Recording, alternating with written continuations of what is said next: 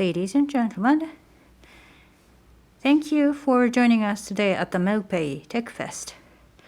In this session, I'll be speaking on the topic graph theory and fraud, uncovering a connection from data. So it's about graph theory and fraud prevention.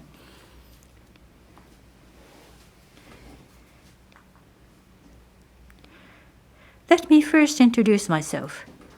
My Slack name is HMJ, and since 2018, I've been involved in the design and development of credit models focusing on machine learning at MailPay Inc. And since October 2019, I have been involved in the development of machine learning models and systems in the fraud detection area. My favorite ramen is spicy or fatty ones. Thank you. At first, I will briefly discuss graph theory as mentioned in the title. Then, let me introduce some examples of how we are using graph theory to go against fraud. And finally, I will talk about future work. Now, let me start with graph theory.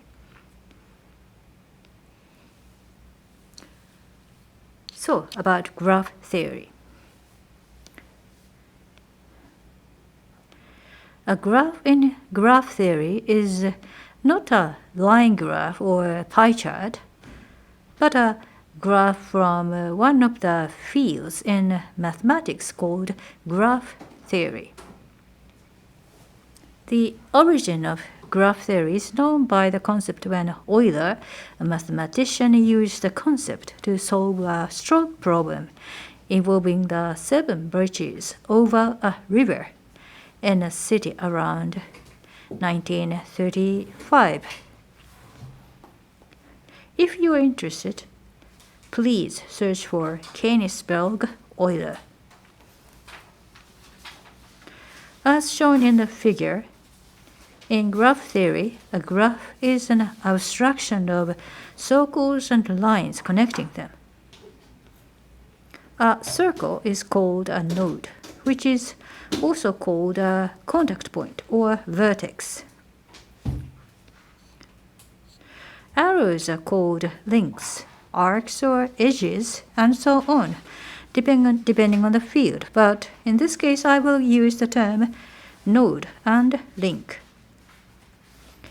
It is a very abstract theory that uses only circles and lines. So, how to apply it to the real world depends on the ideas of the analyst and the person who will use it. So, it's a kind of fun part for them. Next, I would like to talk about what kind of data we have on Mercari and MailPay and how we can use it as graph theory. Mercari and MailPay have a wide variety of data. For example, if we look at a transaction within Mercari, let the node be the customer's account on Mercari. Well, hereafter abbreviated as account here. And if the link is an arrow from the seller to the buyer, then they can be viewed as a graph. The scene of using MailPay at a store can also be viewed as a graph, with one node as the account node and the other node as the merchant node and the payment relationship connected by arrows. These are just 2 examples, but there are several other datasets. And I'm thinking of applying some of them as graphs using the relationships between the nodes and the arrows. Next, I'd like to show you some examples of fraud prevention or countermeasures using the graph theory. In this issue of fraud prevention using graph theory, I would like to focus on a credit card fraud as a case study. There are two major examples of fraud countermeasures using graph theory.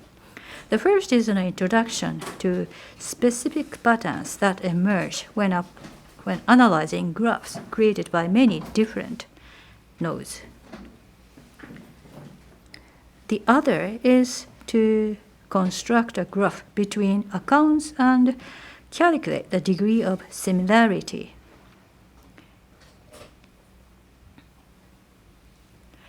Now, let me look at them one by one. The first example is about the degree of occurrence in a particular place. For a long time, the machine learning team has been doing analysis using graph theory. When a graph is made of transactions, it becomes a very large graph, but by analyzing the specific shape, size, and form of one part of the graph in detail, the analysis gradually revealed that specific patterns show higher occurrence of specific types, such as unauthorized credit cards. As we further pursued, we gradually began to see that each shape or each type of fraud has a certain place where it is likely to occur on a graph. This figure is just an image for illustration purpose. The leftmost node is the suspicious account node.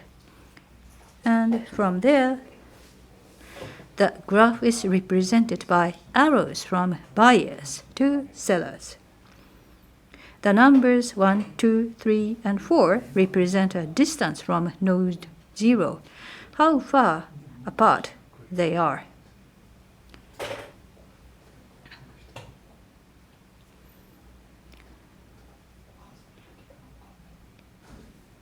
For example, in this figure, the link between 3 and 0 is 1, 2, 3, so it is 3. By representing transaction as links and doing a graph analysis, we look at distance. 0 is a suspicious account, and 1 is purchasing from the account, and also selling the item, from which we can intuitively say one may also be suspicious account. And when we look at the relationship around the other nodes like 2, 3, and 4, we found some patterns of higher occurrence, such as it's more likely to appear with this shape of node 2 and this shape of node 3. Gradually, we understand that if we can find patterns in the graphs of transactions conducted by Mercari and Merpay, we can detect fraudulent credit cards. However, while this discovery seems to be effective enough, the graph of transactions alone was not large enough to cover the total amount of card fraud we want to detect, which was a major challenge for our team. So the next question is whether it is possible to create a graph that focuses not only on transaction but also on attribute information. I will show you on the next page.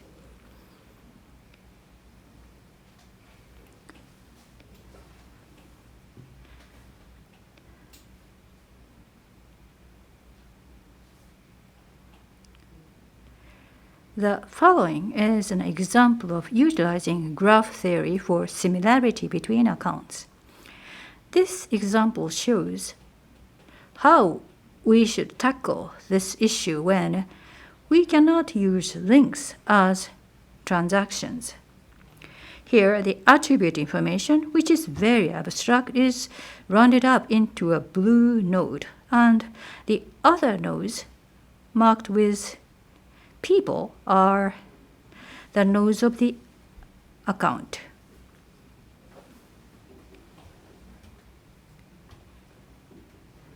The more similar the accounts are to each other, the more thin blue nodes between them. The two figures on the screen now show three attribute information shared by two accounts nodes.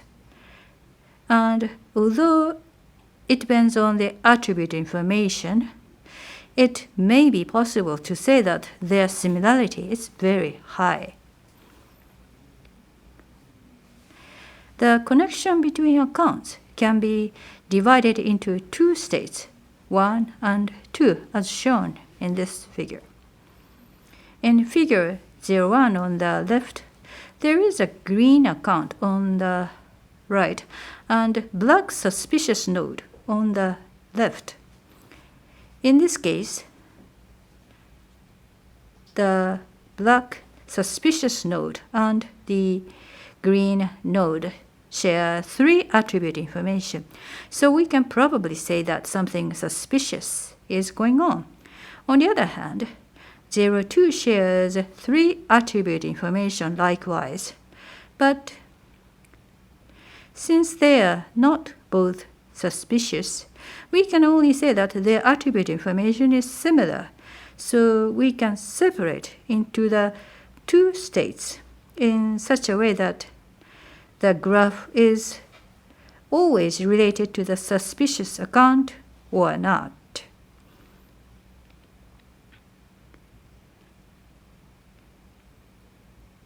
If we talk only about fraudulent card, you can imagine that if we find a pattern of 01 on the left, we can immediately apply it as a fraud detection method.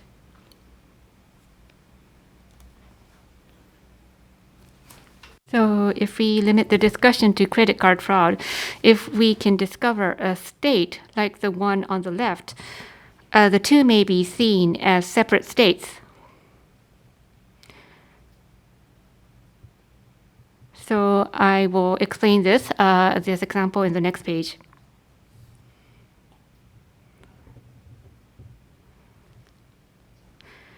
So this is a graph which evolves over time. So in this example, there are 5 snapshots which transition from one state to another over time. So I will go on and explain each state one by one, starting with number 1 on the left. So at time number 1, one account is newly created, and this account has 3 attributes. So it's a very simple state.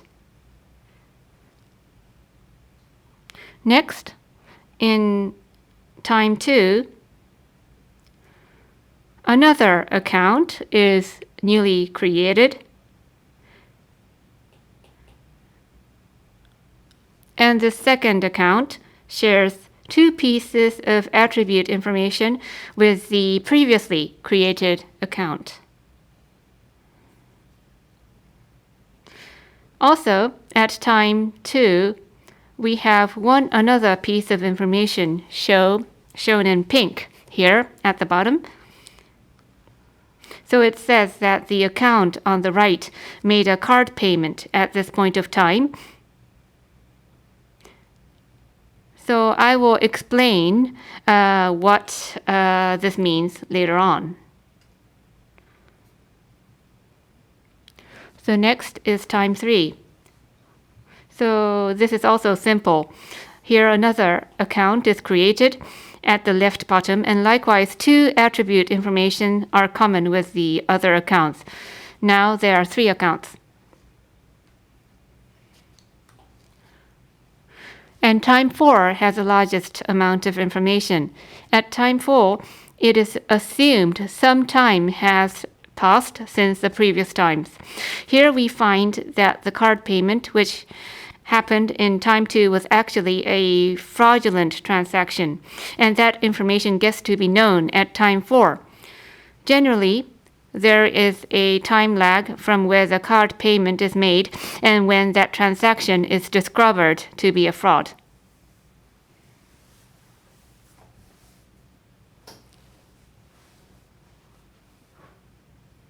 So up to time 3, it represents the second status explained in the previous slide. So that means nobody is seen as suspicious and all the accounts were sharing attribute information. But from time 4 onwards, one of the 3 accounts have changed its status to suspicious or fraud. So it means the state has transitioned from number 2 to number 1 in the previous slide. That means one of the accounts that have common attribute information is now known to be suspicious or fraudulent. So like I said before, states number 1 and 2 in the previous page are not existing separately, but the states have changed with the passing of time.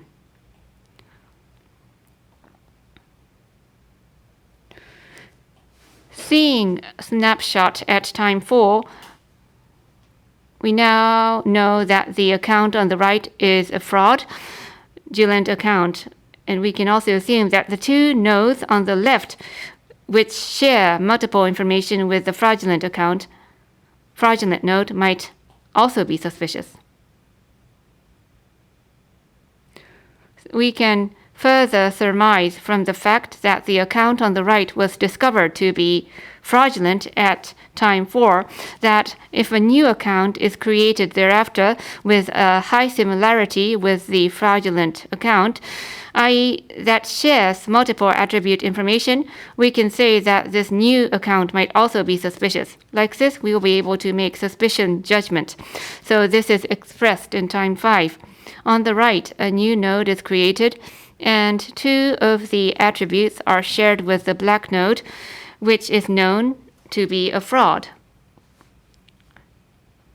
So we can already assume that this new node may be potentially suspicious.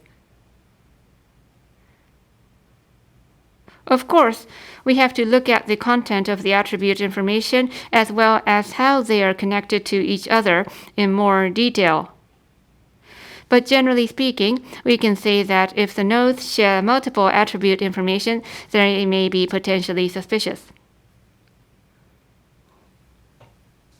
Through these 2 examples, I demonstrated how to use the relationships of the transactions to find points of high fraud by finding the similarities between the new account and the node which is already known to be fraudulent.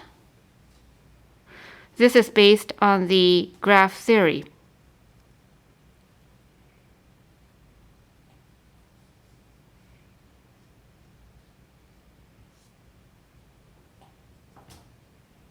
So up to here, I talked about very abstract or theoretical matters. But how in real life we do data analytics to find suspicious accounts from the level of similarities. But we won't be able to prevent fraud by just conducting analysis. So in reality, the accounts judged as suspicious by the ML team are sent to another team or microservice responsible for real-time fraud detection. The data is linked with this microservice to do the detection. And ML team makes judgments on suspicious accounts, and the results are sent to different teams where the data will be used at payment timings and for post-payment monitoring. So that is the system architecture.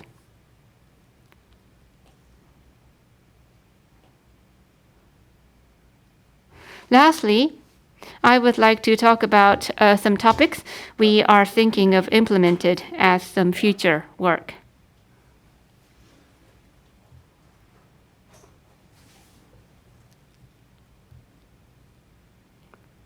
So we won't be able to increase the coverage of our initiatives unless we identify the connections. Pertaining to the graph theory, whether it's transactions or attribute information, we won't be able to get to know anything unless we can see the connections. So I will talk about how we are trying to discover those connections and how we are trying to utilize and interpret the results of the prediction.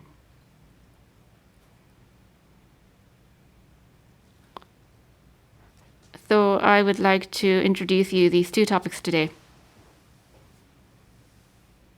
First is link prediction.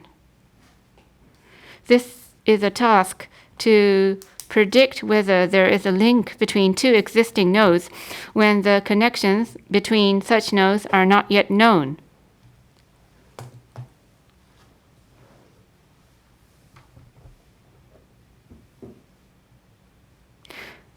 So as you can see on the left,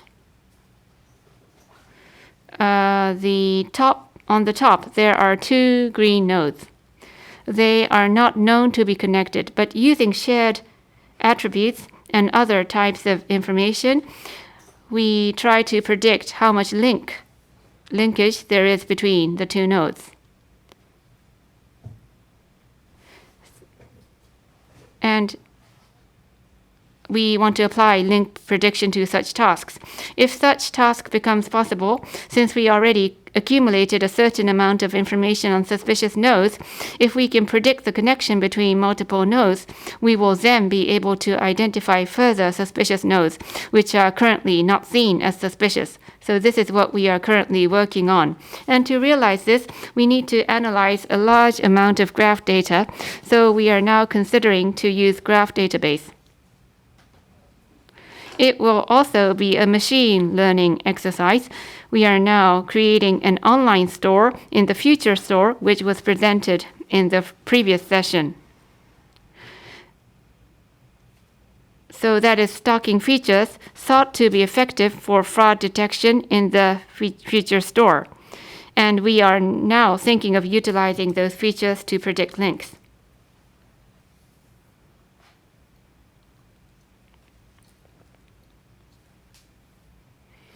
And the second initiative is not limited to fraud prevention, not just link prediction, but there are other ML models being used.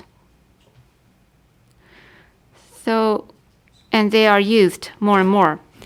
When machine learning makes some kind of prediction, traditionally, ML or machine learning has been a black box, and it was difficult to explain how the machine learning came up with a certain results. So we want to make it so that it will be easier to explain the reasoning behind the prediction or how ML came up with such results. Also, the analysts and the machine learning engineers should be able to interpret the machine learning predictions for our own improvement. So that's why we also want to focus on improving how we interpret the predictions made by machine learning.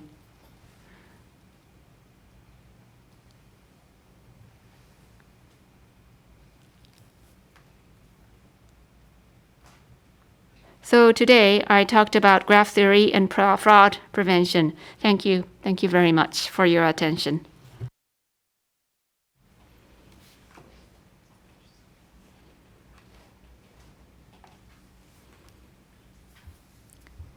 So, hello everyone. So from here, Q&A session for graph theory and fraud prevention. So I'm Daisuke Torigoe, in charge of QA session, as we did in the previous session. I belong to the same team as Hamaki-san, so engineering manager at fraud detection team. So in this opportunity, so we have not received any questions from the audience, I presume. So so the intention is to answer the questions from the floor. So we are still accepting your questions. So if you have questions, please write them on YouTube Live or Twitter. So currently, I don't think I have some questions to cover. So let me ask a question to you. So, Hamachi-san, thank you very much for your presentation. So, let me ask you a question. So, the first question. So, you talked about graph theory. In general, from the point of the machine learning engineers, I don't think this is commonly used. So, even when we start using it, think about using it, I think that might be very difficult to utilize. So how did you overcome those?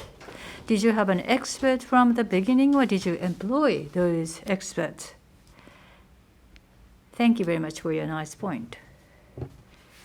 You might already know, but I was not a machine learning engineer, but my specific major was about the machine itself, was like physics and so on.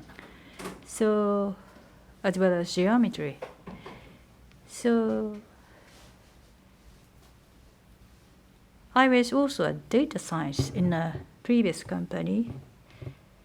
So, the mathematics and physics, the know-how of those fields have been applied to the previous job. And then I started to utilize machine learning. So for me, graph theory was not a kind of difficult thing because it was not a kind of start from scratch. But as for the rules for the fraud detection utilizing graph theory, and we have been already started this application, but just one person in charge of this would not work as a team. Therefore, so there are many members who have acquired graph theory as well as complicated network. So in order to permeate the knowledge about graph theory, we are setting up some network study session as well as network X hands-on sessions so that they can be familiar with the graph theory. Okay, thank you very much. So from the manager's perspective, the first step was Hamachi-san. So it was really pertaining to one single person. But from the second model onwards, the study sessions that you talked about, hands-on sessions, and from April of this year, we have new members who are knowledgeable about graph theory. So I think a team is beginning to develop. And more recently, there are people who are other than Hamachi-san are leading teams and developing models. So I think we are now able to work on graph theory as a team. That is my impression. So I would like, we are still soliciting questions, but I would like to ask the second question. So the next question is quite light. So to analyze the graph structure data, what kind of tools are you using? So in the initial stage, we use sample data. And when we just look at the data, we use Python. Many of the members use Python. So there is a library called Network X, which is open source. For transactions and attribute data are put into a graph and visualized to analyze what type of phenomenon is occurring. So that is what we have started as a small start. I see. So in that sense, let me add some questions adding to this. So utilizing network X, you applied graph theory, and compared with table data, in data processing, so graph structure data should have some specific difficulties. So what kind of specific difficulties do you have in this area? Well, graph specific difficulties, you mean? Right. So when we focus on fraud prevention, speed is everything. Quick response is everything. Just like machine learning method, real-time response is very important. That's one part of that.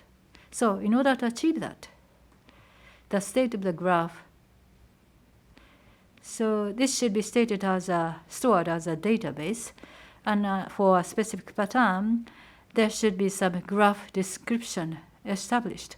That type of establishment is required, or the development is required. So when it comes to handling a large scale of graph theory, I think that's a very important point and one of the difficulties, I think. I see. Thank you very much. Are there any other difficulties? It's not really recent, but the graph theory and machine learning, the graph machine learning.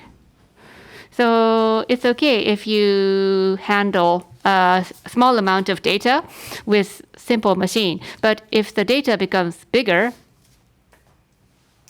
we need better, higher functioning machines. And we need to process the data to align with the problem. So the challenges become similar to general machine learning. So that area we have to take care of.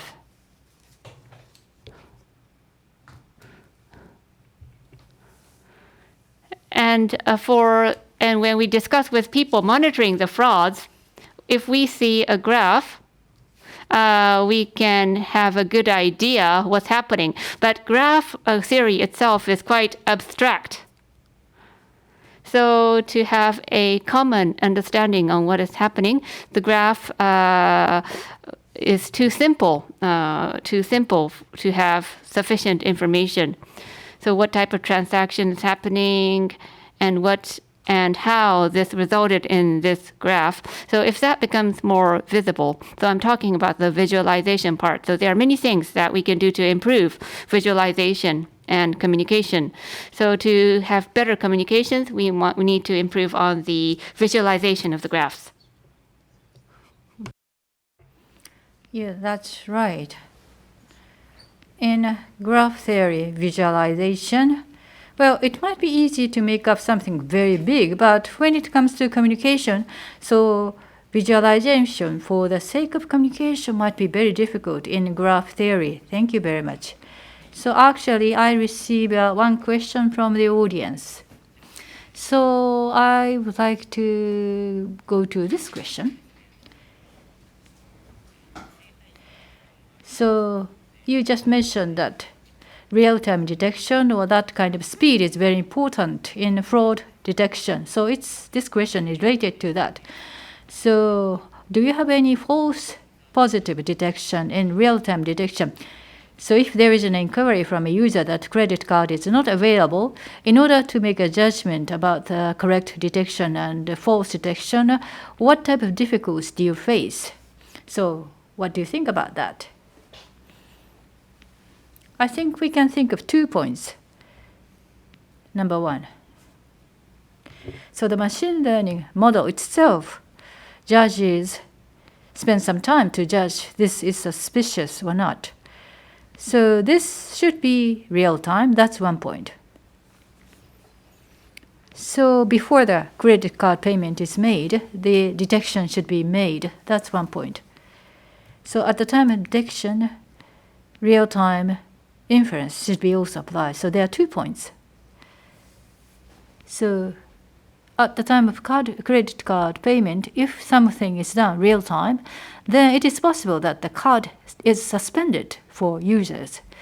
Then, in order to avoid that, the operational side should handle this case. And another point. So there is always a monitoring in machine learning.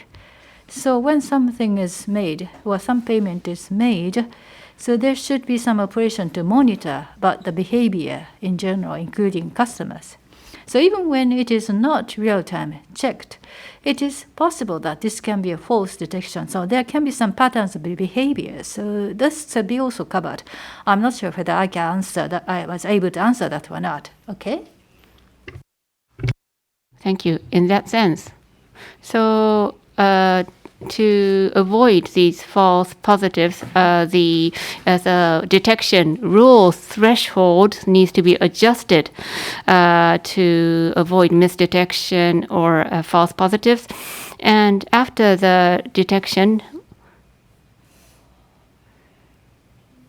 so so there are levels of countermeasures. For example, to block the transaction is the strongest. But we need to take measures to avoid deteriorating the customer experience. Thank you. Thank you for the question.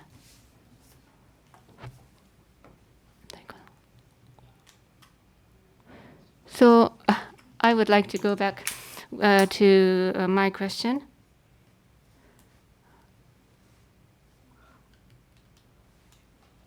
In the presentation, you did not really mention about the actual effects. Maybe that was quite intentional, but how effective was this?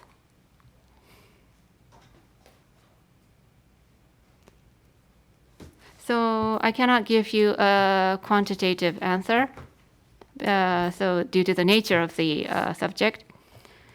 But qualitatively, so rules monitoring fraudulent credit card. So many teams have been doing this, and we are doing pilots using graph theory. And it seems like we are able to get additional type of insight or data which we could not using other methods. So we see value here. That is what we feel. Okay, thank you. That is quite difficult, but so I think the value in itself is that you have a net. Really, you have been able to throw a net further than you have been able to do in the past. So that in itself is a value. So I think there's a novelty here. Thank you very much, Mr. Hamachi. So I think we have 2 minutes. I don't think there are further questions, so I think we would like to end this session, including Q&A. Thank you very much indeed. So I also would like you to answer the surveys so that you can comment on this session. Thank you very much for watching. Thank you indeed.